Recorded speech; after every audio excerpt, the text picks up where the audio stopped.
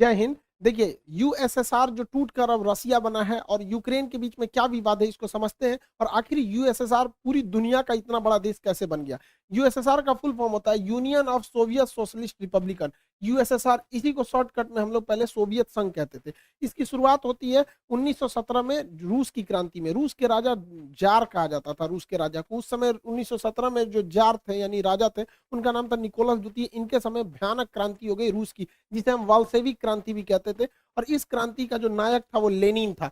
Lenin Germany में exile पे था, वापस वो आ गया यहाँ पर, इस क्रांति को बहुत आगे बढ़ावा ले गया। और इस क्रांति के फलस्वरूप रूस जो था एक संगठन बनाया जिसका नाम रखा गया सोवियत संघ। और सोवियत संघ की स्थापना यानी यूएसएसआर की स्थापना 1922 में हो गई थी। और यह सबसे बड़ा देश बना और इसमें 15 छोटे छोटे देश मिलकर एक विशाल खंड का निर्माण करते थे, जिसमें यूक्रेन भी 1922 में यूएसएसआर में शामिल हुआ था, जो अलग हुआ 1991 में अलग हुआ था। तो अब हम समझते हैं यूएसएसआर इतना बड़ा था, ये अभी इसमें ये सारे देशों को अगर हम शामिल कर लेते थे तो ये एक्स्ट्रा इतनी जमीन जो थी वो यूएसएसआर के पास थी। टूटने के बाद, ये 15 देश टूटने के बाद भी 70% एरिया बच गया रूस के पास। यूएसएसआर ज्यादा समय तक नहीं चल पाया था और रूस 15 देशों में टूट गया। Kazakhstan, Kyrgyzstan, Tajikistan, Turkmenistan, Uzbekistan, Georgia, Armenia, Azerbaijan, Estonia, Latvia, Lithuania, Ukraine, Moldova, Belarus और रूस। 15 देश टूट गया, 15 हो गया, आप गिनते रहिएगा। यहीं से टूटा यूक्रेन। 15 देशों में एक यूक्रेन भी था जो इसमें से अलग हो गया था। 1991 से 2014 तक यूक्रेन में सब कुछ ठीक चल रहा था। जब 1991 में यूक्रेन अलग हुआ था और वहां से लेके 2014 तक में सब ठीक ठाक चल रहा था। 14 में क्या हुआ, यहाँ के एक जो राष्ट्रपति थे उनका नाम था पेट्रो यानुकोविच। ये जो थे ये रूस के समर्थक थे। रूस कह रहा था कि तुम यूक्रेन को यूरोपीय यूनियन में शामिल मत करो, क्योंकि अमेरिका की एक चाल है, इन यूरोपीय यूनियन में शामिल करता है, उसके बाद उनको नाटो का सदस्य बना लेता है। नाटो के जितने देश हैं वो किसी भी देश को मिलकर मारते हैं। अब उसमें सारे खतरनाक खतरनाक देश है, जैसे उसमें इंडिया, चाइना, जापान, पाकिस्तान इस साइड वाले नहीं है, ज्यादातर यूरोप और अमेरिका वाले। उसमें फ्रांस भी आ जाता है, ब्रिटेन भी आ जाता है, अमेरिका, इटली, ये सब आ जाते हैं। तो यूरोपीय यूनियन में रूस ने मना किया यूक्रेन को जाने के लिए। हालांकि पेट्रो जो थे रूस के समर्थक थे, लेकिन जनता चाहती थी वो यूरोपीय यूनियन में जाए। ये लास्ट मोमेंट पर पेट्रो ने अपना डिसीजन बदला, जिस वजह से यूरोपीय यूनियन में शामिल कराने वाली जनता जो थी वो यूक्रेन के राष्ट्रपति का विरोध कर दी, जिस वजह से ये 2014 में भाग के यूक्रेन में चले गए, रूस में चले गए। और यहाँ एक सरकार आई जो इसे यूरोपीय यूनियन में शामिल कराने के लिए हामी भर दी, जिससे रूस नाराज होकर यूक्रेन का निचला भाग क्रीमिया अपने हमला करके ले लिया। इससे फायदा क्या हुआ रूस को कि ये एजोव सागर पर कंप्लीट कब्जा हो गया रूस का, अपनी नौसेना से कब्जा कर लिया क्रीमिया का। क्रीमिया पर कब्जा जब हुआ 2014 में तो पूरी दुनिया देखते रह गई, किसी ने कुछ भी नहीं किया रूस के खिलाफ, और इस क्रीमिया द्वीप पर कब्जा हो गया। और नीचे जो काला सागर है, क्रीमिया के नीचे जो सागर है काला सागर, यहाँ पर इजिली रूस का वर्चस्व स्थापित हो गया। उस समय भी पश्चिमी देश रूस पर प्रतिबंध लगा रहे थे और दुनिया के जो 8 शक्तिशाली अर्थव्यवस्था वाले देश हैं, जिन्हें G8 कहा जाता है, नक्शा से देखेंगे तो आराम से याद हो जाएगा। बीच में 4 देश याद रखिएगा, ब्रिटेन, फ्रांस, जर्मनी, इटली, ये याद रहेंगे। Britain, France, Germany, Italy. Europe में यही 4 फेमस देश है, ब्रिटेन, फ्रांस, जर्मनी, इटली। 2 ऐसे हो, 4 ऐसे हो गया, 2 इधर से रूस, जापान, और 2 इधर से कनाडा और अमेरिका। कनाडा, अमेरिका, रूस, जापान, और बीच में जर्मनी, यहाँ पे इटली, ब्रिटेन, फ्रांस। ये 8 देश थे G8। इसमें से 2014 में रूस को बाहर निकाल दिया सब, तो G8 जो था वो बच गया G7। तो G8 अब नहीं रहा, क्रीमिया की वजह से ही, यूक्रेन की वजह से ही ये मामला अभी आपको समझ में आ रहा होगा कि ऐसा विवाद हो रहा है। ये चलते आ रहा है, 2014 से ही चलते आ रहा है। तो वो हो गया G7 हो गया, जिसमें से रूस को बाहर निकाल दिया। उसके बाद 2015 में मिन्स्क एग्रीमेंट साइन किया गया। इस एग्रीमेंट में यूक्रेन ने कहा कि भैया हम लोग अब लड़ाई झगड़ा नहीं करेंगे। यूक्रेन भी ध्यान रखेगा कि यूरोप तथा अमेरिका का प्रभाव यूरोप में बढ़ने न दे। लेकिन सब गड़बड़ कब हो गया, जब यूक्रेन ने 2017 में कहा कि वो नाटो ज्वाइन करना चाहता है। नाटो का फुल फॉर्म होता है नॉर्थ अटलांटिक ट्रीटी ऑर्गेनाइजेशन। इसका स्थापना 1949 में हुआ था। वर्तमान में इसमें 30 देश आ गए हैं और ये 30 शक्तिशाली, कनाडा है, America, Britain, France, Italy, Germany, ये जितने खतरनाक देश हैं सब हैं। और ये मेनली रूस को काउंटर करने के लिए। और इस नाटो का आर्टिकल संख्या 5 कहता है कि नाटो के 30 देश किसी को मारे कोई दिक्कत नहीं है, लेकिन इन 30 में से किसी एक को अगर कोई दूसरा देश मारेगा तो 30 मिल के मारेंगे। अब बताइए, यूक्रेन अगर नाटो का सदस्य बन जाएगा तो नाटो के नियम के अनुसार जो भी नाटो का सदस्य है वहां किसी भी देश की सेना आपस में वहां जा सकती है। तो यूक्रेन जिस दिन नाटो का सदस्य बनेगा, अमेरिका की सेना यूक्रेन में भी आ सकती है। अब बताइए कोई देश कैसे बर्दाश्त कर सकता है कि उसका पड़ोसी देश जो उसी से टूटा हुआ है और उसके सीधाने ले आके दुश्मन को बैठाए, और एक दूगो नहीं पूरा ग्रुप के दुश्मनों को बैठाए। अब अमेरिका यहाँ आएगा, अमेरिका एक को गोली चलाया और रूस भी चलाएगा तो हो गया नाटो के आर्टिकल 5 का उल्लंघन, अब पूरे 30 मिलकर मारेंगे।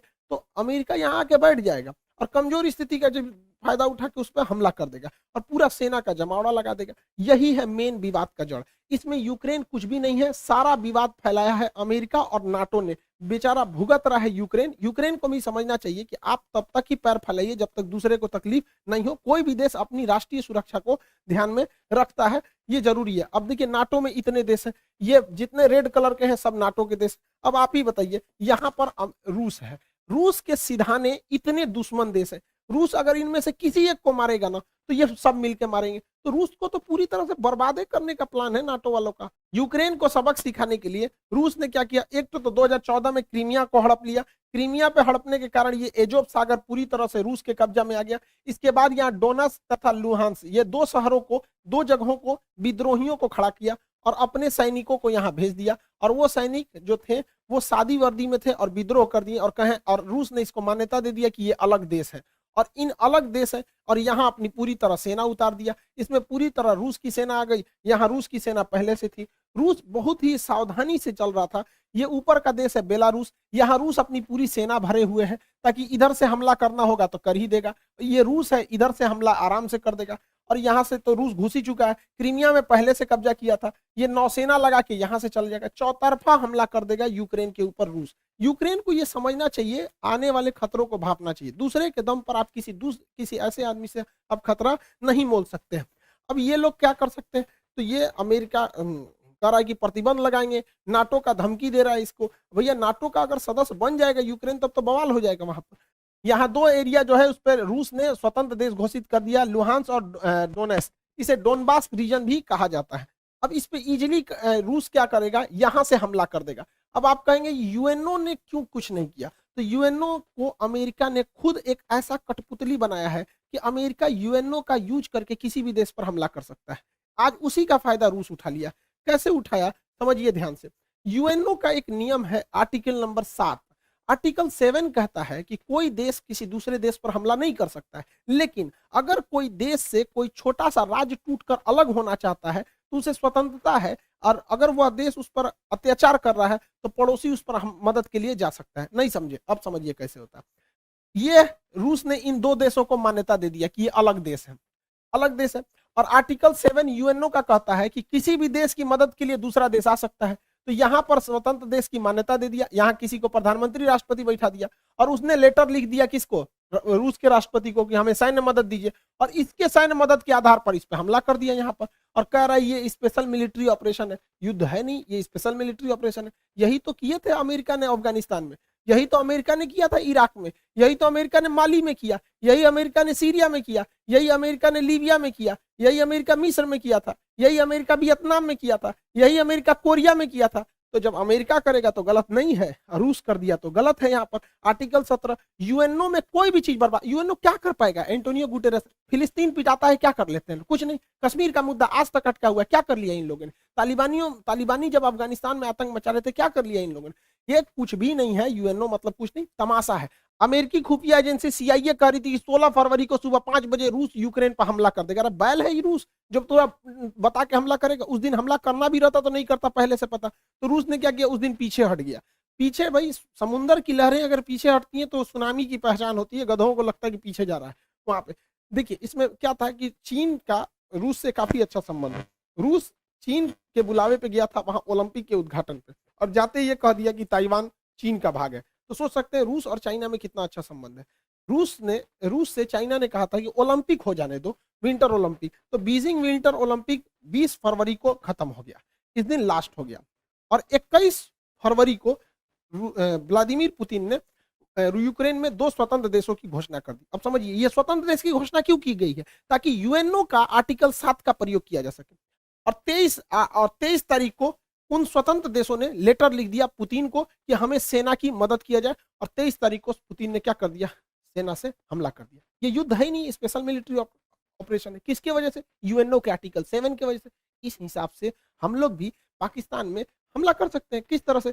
वहां पर जो बलूचिस्तान है वहां के लोग अगर लिख के दे देते हैं कि हमारी मदद कीजिए तो हम लोग भी मार सकते हैं। आज यूएनओ क्या कहता है? जिसकी लाठी उसकी भैंस। इसी हिसाब से यूएनओ चल रहा है यहाँ पर।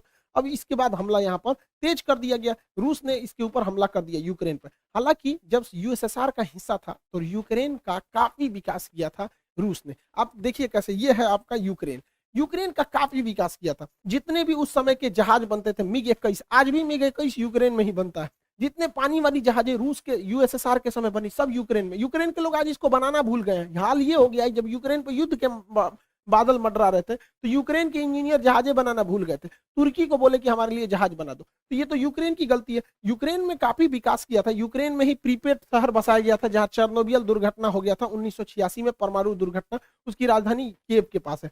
तो यूक्रेन में कोई भी देश इतना ज्यादा लगाव रखेगा और वो देश दूसरे देश को कहेगा कि नाटो सेना यहाँ लगाओ तो भड़कबे करेगा। यूक्रेन में आज भी 30% लोग रसियन भाषा बोलते हैं। पूर्वी यूक्रेन के लोग तो इजीली मान लेंगे कि वो रसिया के हैं और रसिया इसको छोड़ेगा भी नहीं यहाँ पर, क्योंकि कोई भी देश अपनी सुरक्षा को सर्वोपरि रखता है।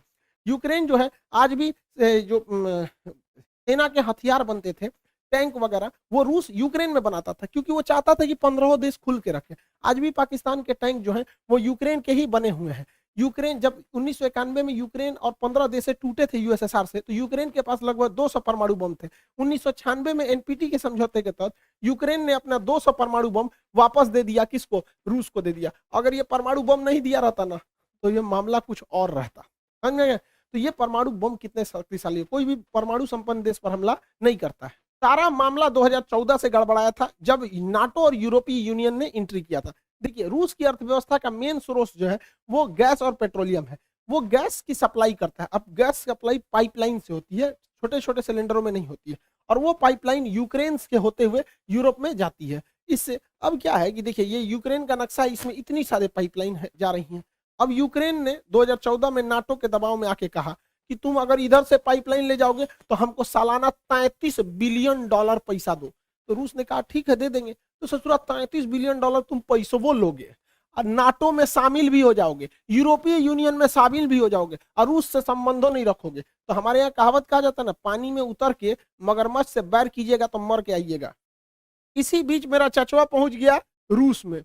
अब बताइए, बेशर्मी की हद होती है कि रूस युद्ध के मुहाने पे खड़ा है और ये जाके 10,000 करोड़ रुपया कर्जा मांग रहा था कि हमारे यहाँ पाइपलाइन बिछाना है, बिछा दीजिए। रूस भगा दिया इसको। जैसे ये कहा कि हमको 10,000 करोड़ रुपया मदद चाहिए, उसी समय रूस ने यूक्रेन पे हमला कर दिया।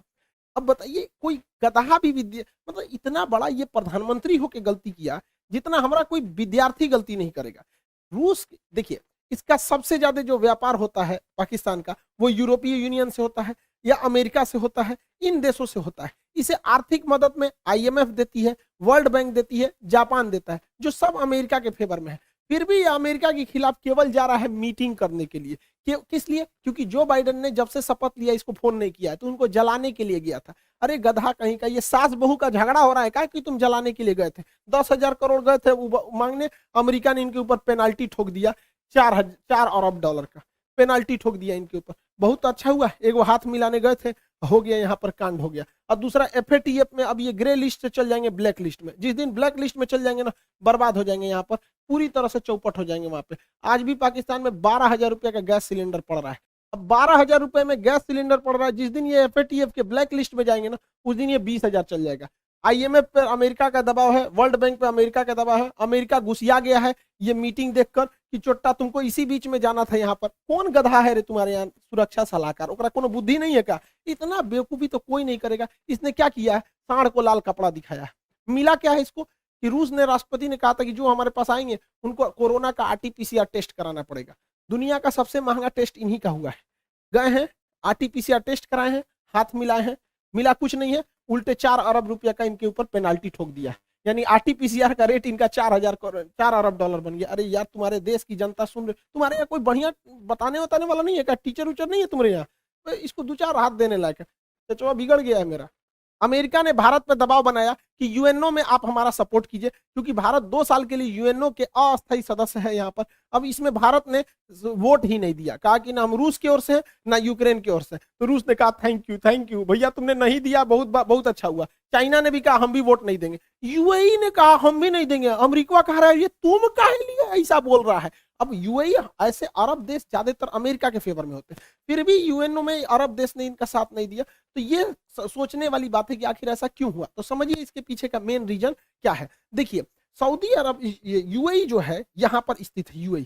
यूएई के नीचे यमन है, यमन में हैती विद्रोही है सब, और इन विद्रोहियों को ईरान का साथ प्राप्त है, ईरान का साथ प्राप्त है। अगर यूएई रूस के खिलाफ जाएगा तो रूस की दोस्ती है ईरान से, वो ईरान को फोन करेगा, ईरान हैती विद्रोहियों को फोन करेगा, हैती विद्रोही यूएई को बजा देगा सब पकड़ के। तो एक रीजन ये है। दूसरा रीजन ये है कि ईरान के पास भी पेट्रोलियम है, रूस के पास भी पेट्रोलियम है और यूएई के पास भी पेट्रोलियम है। तो इन्हें दोस्तों को साथ में रख के पेट्रोलियम के लेवल को, मतलब प्राइस को कंट्रोल करने में भी मदद मिलेगी। अमेरिका इजराइल पर भी दबाव बना रहा है कि इजराइल यहां पर सीरिया में बम्बार्डमेंट कर दे ताकि रूस का ध्यान भटक जाए, लेकिन इजराइल ऐसा करने से मना कर दिया।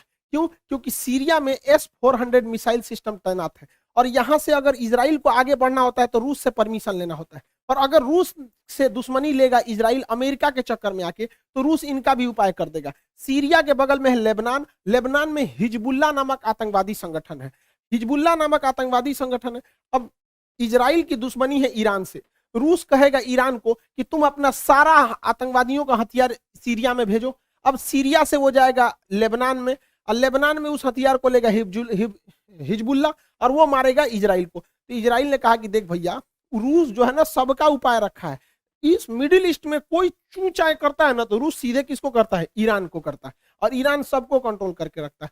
हालांकि यूक्रेन के जो प्रेसिडेंट है ज़ेलेंस्की, वो भी ज्यूज यानी यहूदी हैं, और इजराइल भी यहूदी है। अब यहूद ये उसका मदद नहीं कर रहा, क्योंकि भैया देश सर्वोपरि होता है, अपने देश को काहे लिए हम रिस्क में डालेंगे, हर देश यहाँ पे। अब ये यूक्रेन का बड़बोलापन था जो ईयू तक तो सीमित था, लेकिन नाटो में गए, अब लड़िए यहाँ पर। अब यूक्रेन को तो छोड़ेगा नहीं रूस, जो फाइनल है। अब वहाँ के लोगों को सफर करना पड़ता है, वहाँ के लोग काफी बहादुरी से लड़ रहे हैं। हम उनके लोगों की भावना इज्जत करते हैं, उनकी भावनाओं का, उनके सैनिकों को सैल्यूट करते हैं जो इतनी बहादुरी से लड़े वहाँ पर, आखिरी सांस तक उनके सैनिक लड़े। वहाँ पे जो आम नागरिक है वो भी अपने देश के लिए लड़ रहा है ये, और जो बेचारे बूढ़े हैं, बच्चे हैं, वो मेट्रो में या कहीं शेल्टर होम में जाके रह रहे हैं। लेकिन देश के नागरिकों को भी सोचना चाहिए, किसी देश को इतना टॉर्चर मत करो। रूस को अपनी सुरक्षा चिंताओं को ध्यान में रखना पड़ेगा। हमको बड़ा कड़ा शब्द में बोलना पड़ता है, लेकिन ये बात जरूर है कि अगर यूक्रेन आज आंसू नहीं बहाएगा तो कल यूक्रेन की वजह से रूस को खून के आंसू बहाने पड़ेंगे, क्योंकि नाटो धीरे धीरे पैर पसार रहा है। 15 देशों को तोड़ दिया नाटो ने, और उसके बाद उन 15 देशों में से सारे देशों को अपने में मिलाते आ रहा है। नाटो की जरूरत क्या है? आप 15-30 देश मिलकर किसी को मारेंगे यहाँ पर। तो यूक्रेन के लोगों को इसका खामियाजा भुगतना पड़ेगा। लेकिन क्या होता है कि देश, हर इंसान को अपना देश प्यारा होता है। देश तो बहुत बड़ी चीज होती है। इंसान जिस कमरे में सोता है, बेड के जिस कोने पे सोता है, इंसान को वही कोना पसंद आता है। आप भी अपने कमरे में बेड पे किसी खास कोना पे सोते होंगे, आपको वही नींद आएगा। हर इंसान की मेंटेलिटी होती है। लेकिन ये सोचना चाहिए कि हमारी देश की नीतियां कहाँ सही जा रही हैं। कई बार हमें कड़वे घोंट पीने पड़ते हैं, तो ये चीजें होती है। कई बार देश को ऐसा लगता है कि नहीं अभी हमला कर देना चाहिए, लेकिन उसको सोच समझ के करना चाहिए। हमारे ऊपर भी हमले हुए थे 26/11 जब ताज होटल पे हमला हुआ था, हम लोग भी चाहते तो पाकिस्तान पे हमला कर देते। पुलवामा हुआ था, संसद पर हमला हुआ था, कारगिल पे हुआ था, हम लोग भी चाहते तो इस्लामाबाद पे घुस जाते। लेकिन उस वजह से हमारी देश की अर्थव्यवस्था नहीं बढ़ी। अब क्या है, धीरे धीरे हमारी अर्थव्यवस्था बढ़ रही है, धीरे धीरे पाकिस्तान खुद ही बर्बाद हो जाएगा। तो ये यूक्रेन के लोगों को सोचना चाहिए कि ऐसा ऐसा ना करे कि रूस जैसे देश से, इतने बड़े देश से दुश्मनी ले ले। अभी रूस का पूरा फुल प्लान क्या है, वो वायुसेना से भी हमला कर रहा है, थल सेना से भी कर रहा है, नौसेना से भी कर रहा है। वो चारों ओर से घेर चुका है यूक्रेन को, और कोई मदद के लिए नहीं आया। ये दुनिया के लिए भी एक लेसन है कि जब तक अपने पैर पे नहीं खड़े रहेंगे तब तक कोई मदद करने के लिए नहीं आएगा। कोई आएगा कैसे मदद करने के लिए आपके ऊपर? आपकी खुद की परछाई भी ना अंधेरे में आपका साथ छोड़ देती है, तो दूसरे से क्या उम्मीद कर रहे हैं? मुसीबत पड़ने पे हर इंसान साथ छोड़ देती है, जब अंधेरे में परछाई ने छोड़ दिया तो। व्लादिमीर पुतिन का सीधा सा डिमांड है कि रूस, ये यूक्रेन और नाटो लिखित दे कि वो कभी भी यूक्रेन को नाटो में शामिल नहीं करेंगे। रूस का दूसरा डिमांड है कि जो एस्टोनिया, लातविया, लिथुआनिया, जो एकदम इसकी राजधानी के पास नाटो सेना आके बैठी हुई है, इन्हें वापस विड्रॉल करे। अमेरिका ने यूरोप में जो परमाणु बम रखे हैं इसे वापस ले जाए। ये व्लादिमीर पुतिन का है। हालांकि पुतिन का आंतरिक विरोध भी हो रहा है देश में, लेकिन इसे दबाने के लिए पुतिन काफी बेहतरीन ढंग से वेल ट्रेंड है। पुतिन का पूरा प्लान क्या है, वो यूक्रेन को इस एरिया से काट देंगे। इस एरिया से काट दिए, वो ऑलरेडी काट चुके हैं, इसमें तो कुछ सोचना ही नहीं। क्रीमिया में वही काट चुके हैं। अब ये है एक देश है जिसका नाम है मोल्डोवा। व्लादिमीर पुतिन क्या किए, बहुत पहले से प्लानिंग के तहत मोल्डोवा के इस क्षेत्र को विद्रोहियों द्वारा आजाद करा दिए हैं। इधर विद्रोही क्षेत्र है, ट्रांसनिस्ट्रिया नामक इस देश को बना दिए हैं यहाँ पर। अब उनका फुल प्लान है कि यहां से यहां ये एरिया को काट देंगे यूक्रेन का, जिससे यूक्रेन धीरे धीरे एक लैंड लॉक कंट्री हो जाएगा और ये पूरी तरह से लैंड लॉक हो जाएगा। नीचे से कोई मतलब ही नहीं बनेगा यहाँ पे, ताकि इसकी नौसेना इधर, अक्सर नाटो की नौसेना इधर आ जाती थी। अब इनको खामियाजा भुगतना पड़ेगा। क्यू में उसकी सेना घुस चुकी है, रूस की सेना चारों ओर से घुस चुकी है। अब ये वेट एंड वॉच करेंगे लोग, जल्दी से जल्दी जोनेस्की जो है वहां पे वो सरेंडर कर दी। और रूस की सेना बहुत शक्तिशाली है, कई देश मदद के लिए आए हैं, लेकिन इससे बहुत कुछ नहीं हो पाएगा। लेकिन रूस के लिए भी है, जितने देर होगा युद्ध में उतने रूस के लिए समस्याएं बढ़ेंगी, उसके ऊपर सैंक्शन जो है वो और ज्यादा लगते जाएंगे। भारत पे भी इसका असर पड़ेगा, जो गैस है उसके रेट बढ़ेंगे, पेट्रोलियम फिर 110 105 के पास चला जाएगा, क्योंकि वो ऑलरेडी बढ़ने वाले हैं। जो सनफ्लावर जिससे रिफाइंड तेल वगैरह बनाए जाते थे वो 80% आता था यूक्रेन से, यूक्रेन युद्ध में फंस चुका है, अब वो नहीं आएंगे। फिर से सरसों का तेल 200 से 250 रुपए लीटर के राउंड द फिगर जाने वाला है। दवाइयां यूक्रेन के लोगों को महंगा पड़ेगा, क्योंकि भारत उन लोगों को दवाइयां बेचता था। गेहूं के लिए एक चीज का प्रॉफिट यही है कि यूक्रेन और रूस दोनों गेहूं के बहुत बड़े उत्पादक है। यूक्रेन के पास गेहूं का बहुत बड़ा भंडार था। यूक्रेन में एक घास का मैदान है जिसे कहते हैं स्टेपी, उसे bread basket of the world कहते हैं, कि दुनिया में वो गेहूं वहां बहुत ज्यादा मात्रा में उत्पादित होता है। तो गेहूं का इन लोग के पास प्रोडक्शन गिरेगा, जिस वजह से गेहूं के रेट बढ़ेंगे। तो भारत उन गेहूं को विदेश में बेच सकता है और इस तत्कालिक समय के लिए फायदा कमा सकता है। ये भारत के लिए एक मौका है, वो भी हाथ से मत चला जाए, दिक्कत हो जाएगा। हालांकि रूस इसके लिए पहले से तैयार बैठा है। उसने अपनी अर्थव्यवस्था को बजट में जो पारित किया था उसको स्टेबल रखने की कोशिश किया। वहां पर्याप्त मात्रा में विदेशी भंडार रखे गए हैं। वो सोने का प्रचुर भंडार रख चुका है। अमेरिका ने उसके ऊपर सबसे खतरनाक प्रतिबंध लगाया है, स्विफ्ट बैन लगा दिया।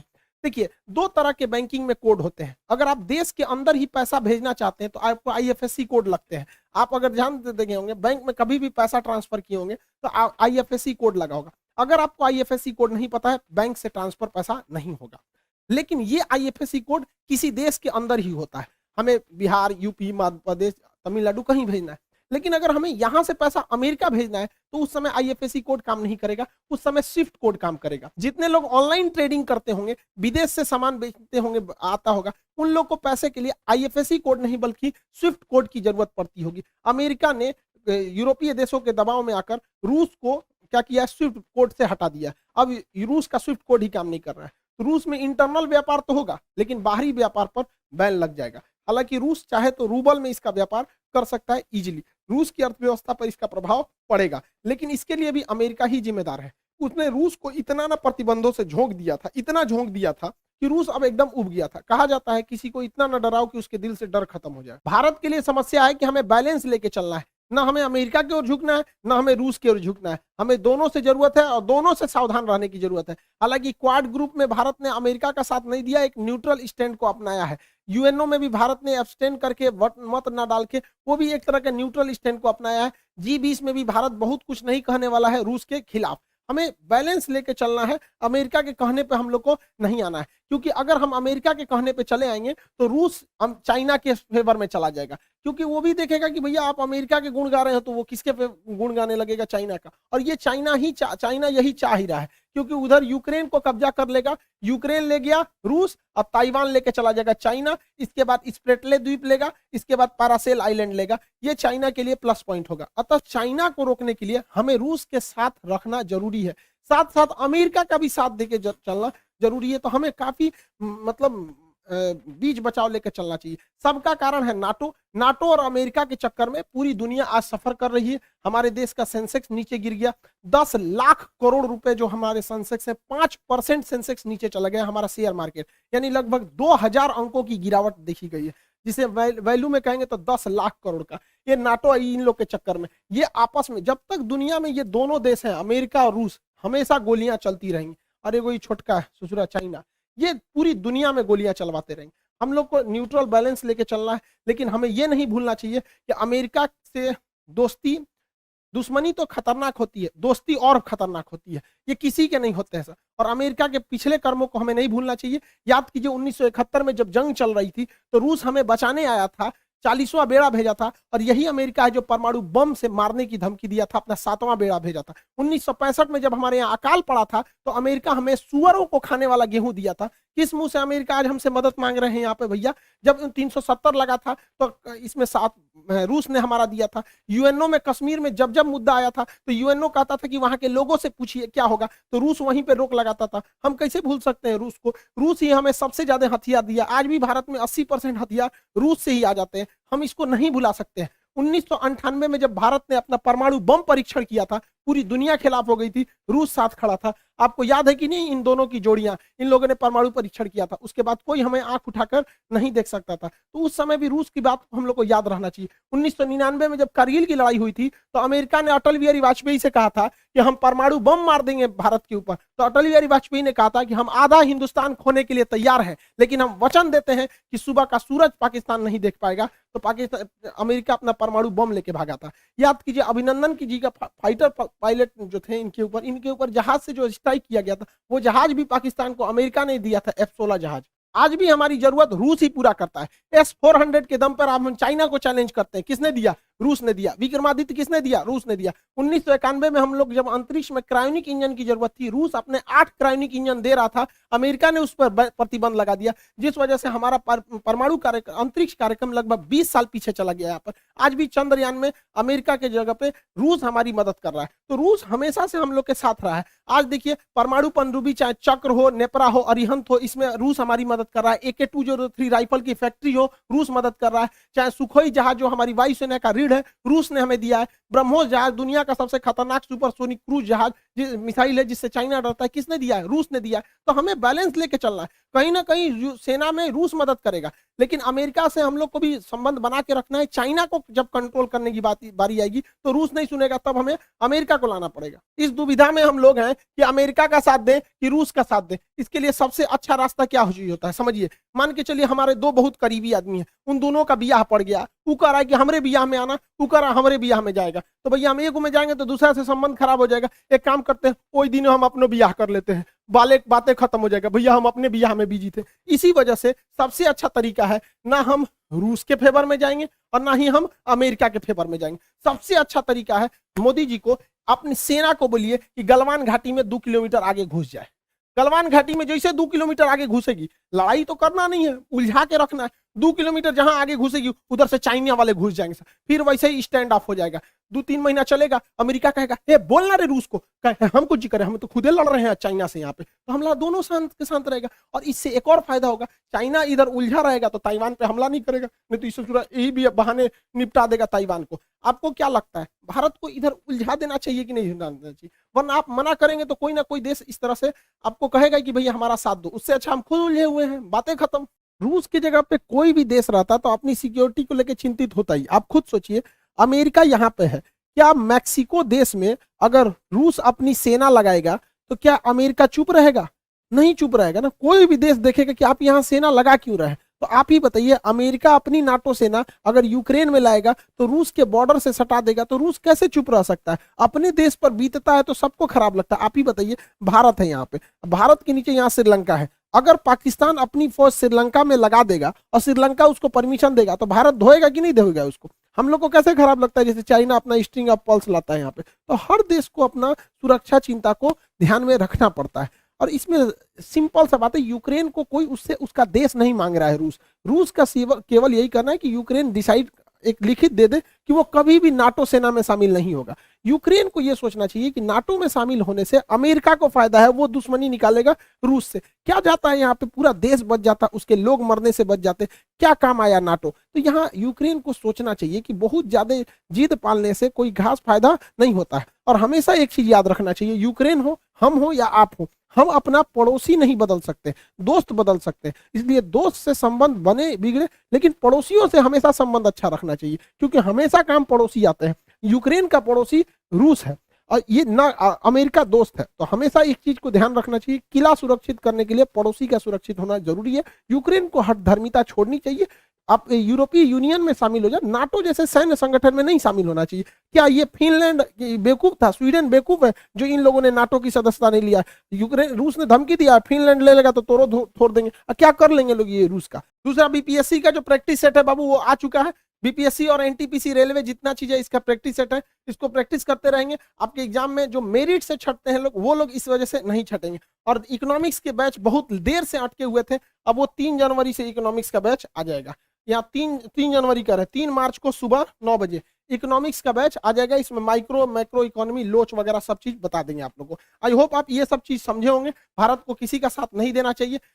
इंटरनेशनल रिलेशन में कभी भी कोई भी चीज बदल सकता है, हमारी जरूरत है तो ही हम लोग काम आ सकते हैं दूसरे के लिए। आई होप आप समझेंगे। मिलेंगे नेक्स्ट क्लास में। जय हिंद।